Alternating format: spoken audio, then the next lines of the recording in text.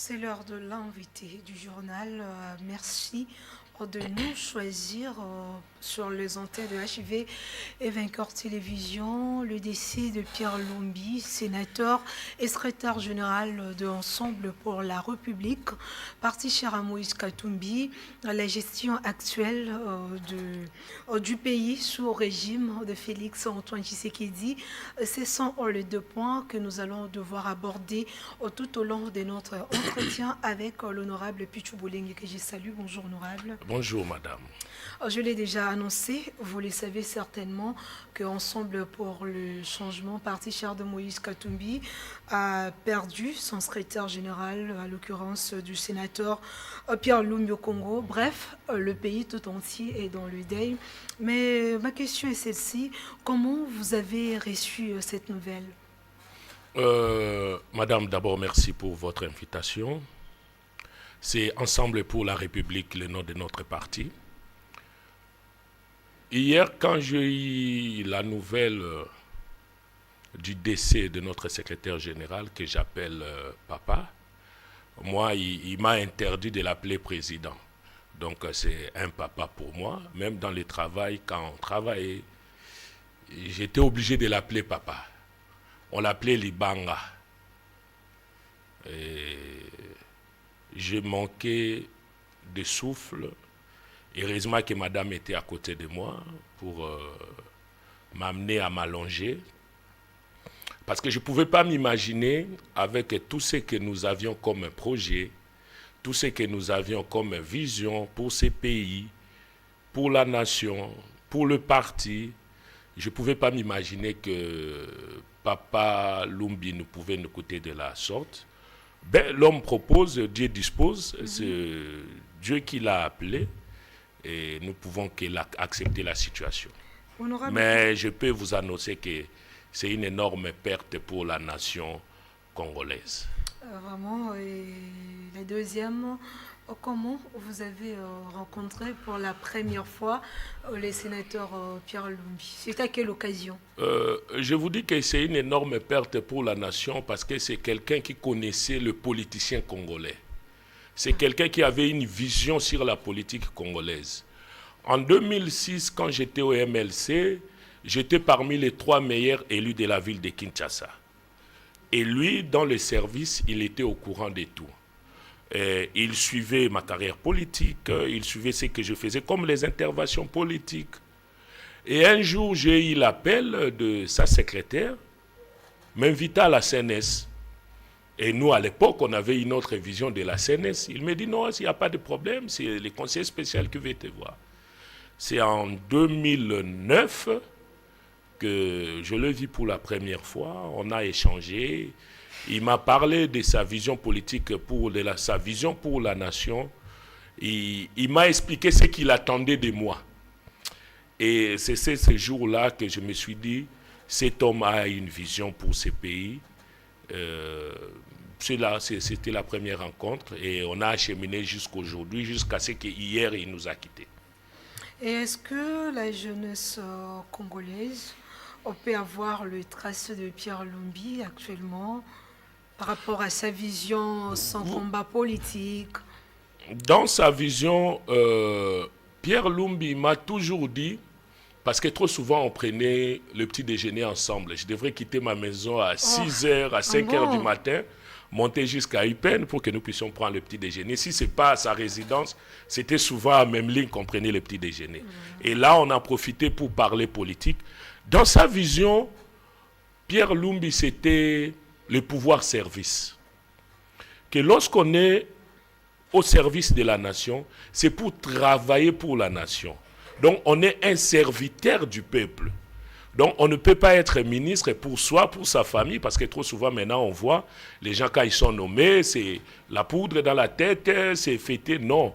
Lorsqu'on est nommé, il m'a toujours dit, Pichou, un jour, tu seras quelqu'un dans ce pays. Mais souviens-toi, le jour où tu seras nommé, tu deviendras un serviteur pour la nation. Pierre Lumbi, c'était quelqu'un qui voulait l'unité. C'était quelqu'un qui voulait chaque fois s'effacer et laisser la place aux autres. Lui, il travaillait, il mettait des stratégies en place, mais pour son exécution, c'était d'autres personnes qui le faisaient. Donc, aujourd'hui, même dans notre parti, nous avons perdu un baobab. La jeunesse pour remplacer Pierre Lumbi, il est difficile de les remplacer, mais il n'est pas impossible. Parce que Pierre Lumbi nous a imprégné quelque chose. Il nous a toujours dit... La jeunesse qui peut suivre ses traces. Il y a la jeunesse qui peut suivre ses traces parce qu'il nous a propulsés. Pierre Lumbi nous a formés. Pierre Lumbi nous a montré que dans la vie, aujourd'hui Pierre Lumbi avait prévu ceci. Il nous disait toujours dans des réunions, moi j'allais partir. Le parti va rester. Le parti, ce n'est pas Pierre Lumbi. Le parti, c'est tout le monde.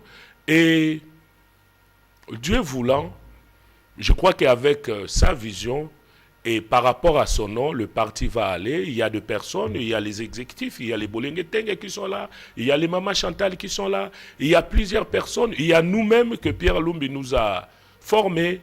Le parti va persister, mais avoir le rang de Pierre Lumbi, ça c'est une autre chose. Ah oui, c'est tout ça. Surtout ça. Surtout ça, nous le savons qu'il n'est plus. Et vous savez qu'il était secrétaire général.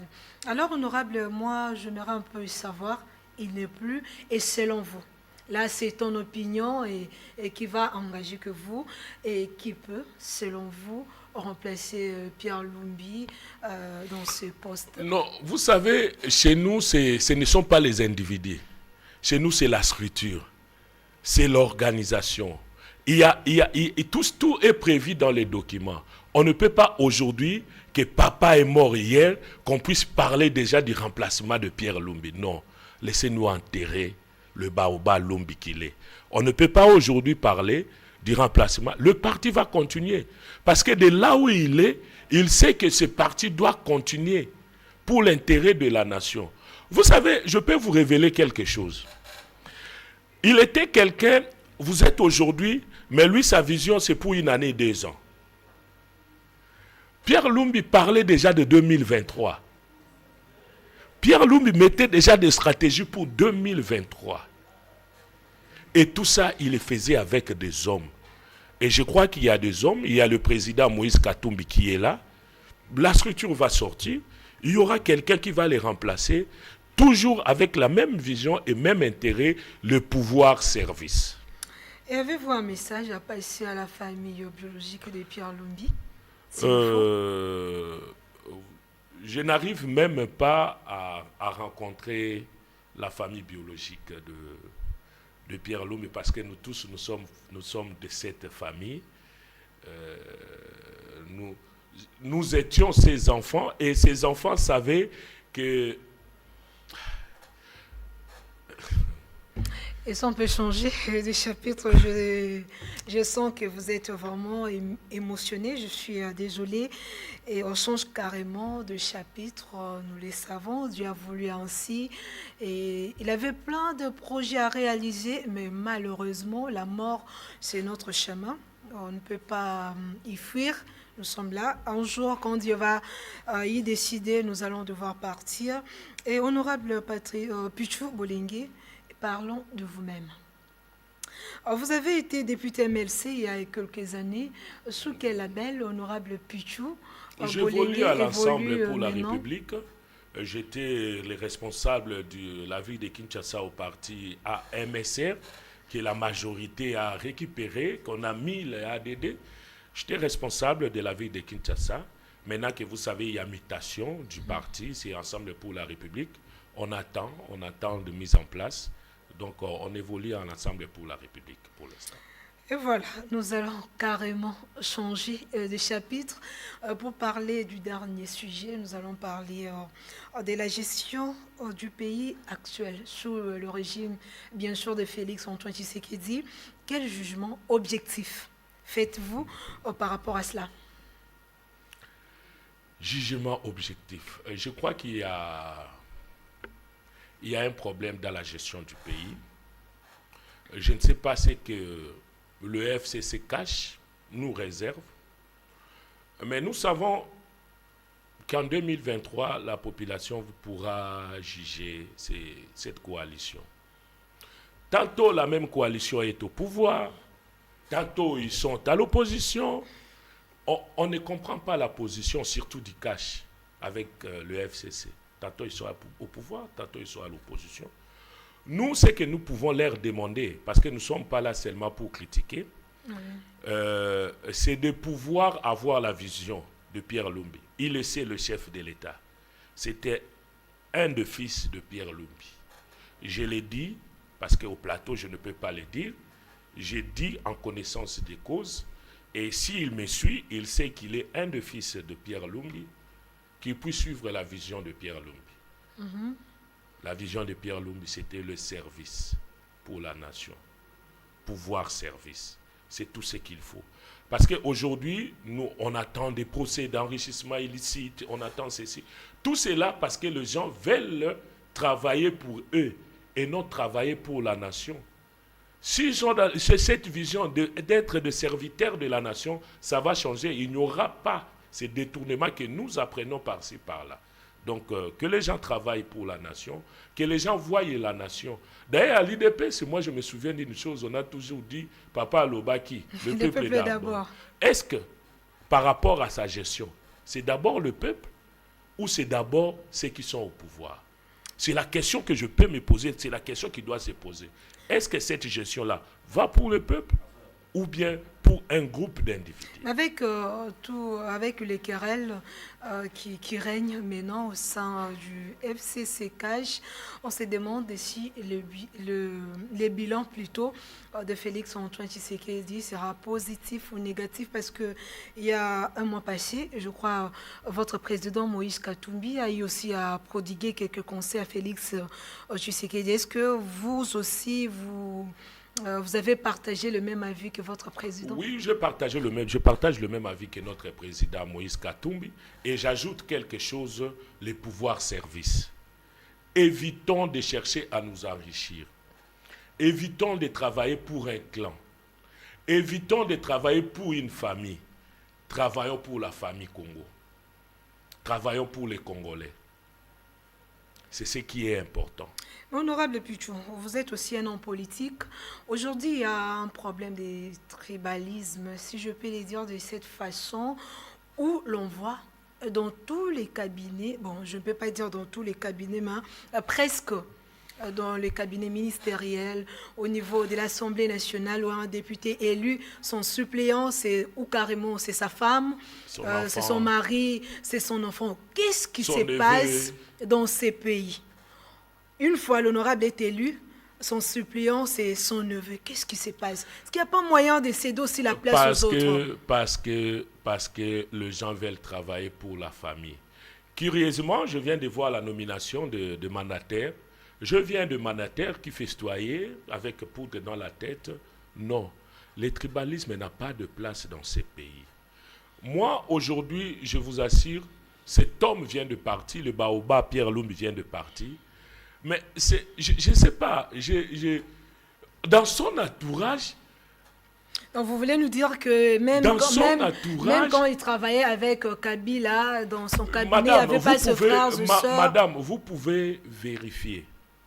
Vous pouvez vérifier. Il m'a toujours dit, Pichou, tu ne travailles plus pour ta famille, mais tu travailles pour la nation.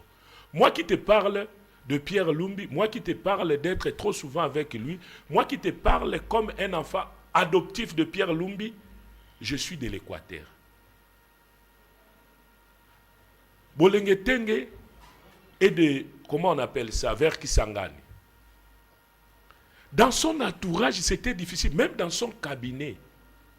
On doit éviter le tribalisme. C'est le pouvoir service, on travaille pour la nation. Ces choses-là, je ne sais pas comment c'est aujourd'hui, c'est ancré dans le pouvoir politique, c'est ancré dans la vision politique. Et conseil pourriez-vous, parce que vous aussi, vous êtes en politique, vous savez plus c'est chez vous que ces choses se passent. Pourquoi tout ça? Parce qu'on n'a pas de parti politique. On a des partis mallettes, des partis qui ont été créés dans la famille, dont madame est secrétaire générale, dont ceci est... L'enfant est trésorier, ceci et cela. Tout ça, c'est ça. Et quand vous avez coalition, on donne le pouvoir dans ton parti, ce qui est tout à fait normal. Et dans ces partis-là, il n'y a que ta famille. On doit éviter cela. Nous, chez nous, quand vous demandez, si vous pouvez aujourd'hui demander, quels sont les enfants ou les membres de la famille du feu Pierre Lumbi, qui était dans le parti, dans les structures décisionnelles du parti, il n'y en avait pas. Parce que c'était un parti national où vous allez trouver tout le monde. Évitons cela, s'il vous plaît. Ça détruit l'image de la politique congolaise. Aujourd'hui, vous allez voir, prenez l'exemple, vous êtes journaliste, allez faire les enquêtes par rapport à ceux qui sont nommés, qui seront les parsec, qui seront les chargés de mission, qui seront aux alentours. Parce que dans son parti, c'est sa famille qui est là. Oui, moi, je trouve qu'il n'y a pas l'amour dans notre pays. Je Dans me le sens où souviens, chacun prend le membre de sa famille. Madame, vous savez, la solution ici, un jour, le Baoba Lumbi m'a dit ceci. Pour l'intérêt du développement de ces pays, il faudrait que nous puissions avoir 2 ou 3 grands partis.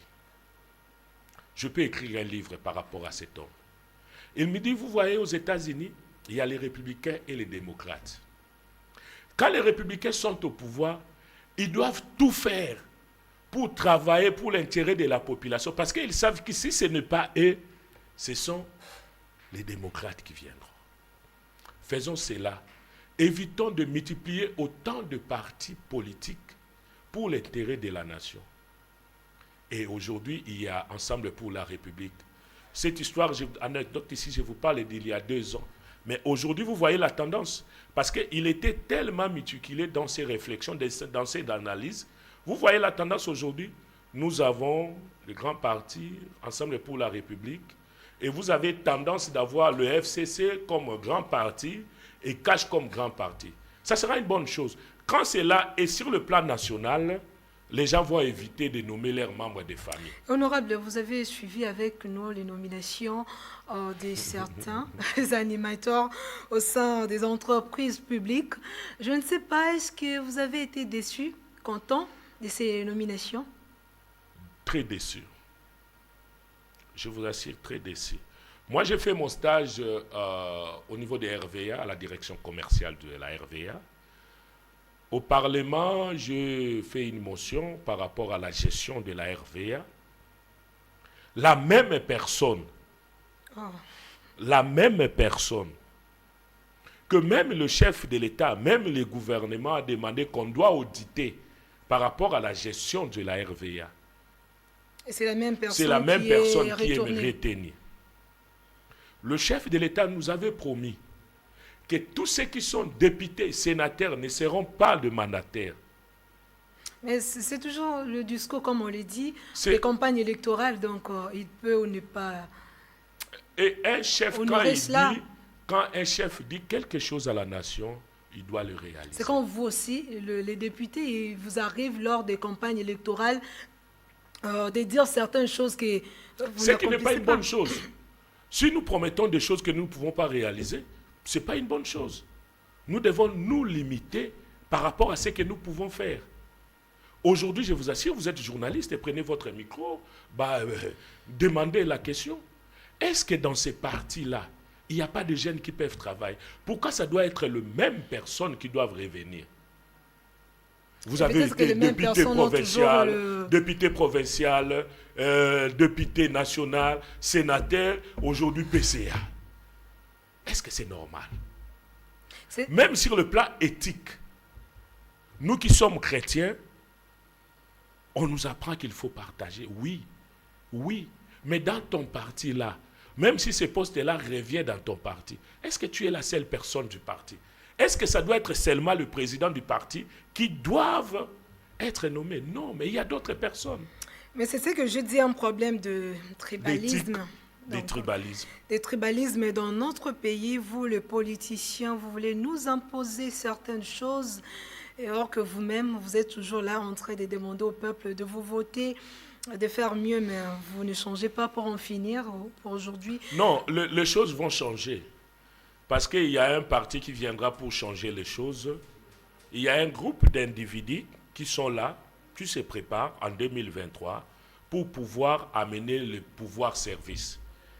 Pour pouvoir amener un changement. Nous allons attendre 2023, c'est d'ici peu. Pour en finir, par rapport à la gestion de Covid-19, comment vous trouvez les actions menées par le gouvernement congolais? Je ne sais pas si le ministre de la Santé a été déjà interpellé au niveau du Parlement. Ce monsieur-là doit être interpellé. La maladie existe, mais la gestion, ça pose problème. J'ai appris que les responsables de Covid au niveau de cette organisation, au niveau de Kivu, le docteur Denis Mukwege a même démissionné. La maladie existe, madame. Il faudrait vraiment qu'au niveau de cette gestion, on arrive réellement à informer à la population, à faire en sorte à ce que cette maladie, cette pandémie ne soit pas développée dans notre pays. On ne voit que chaque jour, dans d'autres pays, là où il y a eu autant de morts, ça diminue. Mais chez nous, le nombre ne fait que s'accroître. Dû à quoi? À la mauvaise gestion. Merci beaucoup, honorable. C'est moi qui vous remercie. À la grande famille de Vainqueur Télévision est de cœur avec vous pendant cette triste période. On est de cœur et que l'âme de l'illustre disparu repose en paix. Merci, c'est moi qui vous remercie et que la bénédiction de Dieu reste dans cette chaîne. Amen. Et merci aussi à vous qui nous avez suivis. Nous avons parlé avec l'honorable Pichou Bolingue sur les décès du secrétaire général d'Ensemble pour la République. Nous avons parlé de la gestion actuelle du pays sous le régime, vous le savez, de Félix-Antoine Tshisekedi. Et puis pour en finir, nous avons aussi parlé de la situation de la pandémie de Covid-19 en République démocratique du Congo. Et merci à vous de nous avoir suivis et bonne suite de programmes sur nos antennes. Au revoir.